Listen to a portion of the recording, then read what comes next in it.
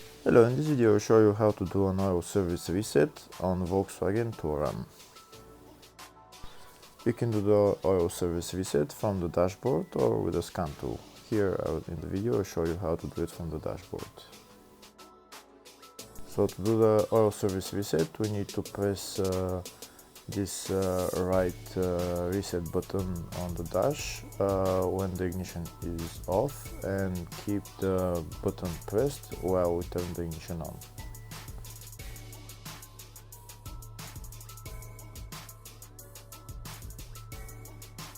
So now I'm going to press it and keep holding it pressed while I turn the ignition on.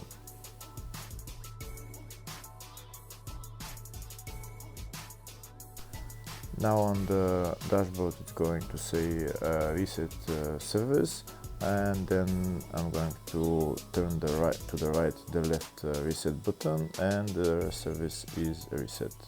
That's how you do the oil service reset on Volkswagen Touran. Hopefully the video was helpful. Thank you for watching.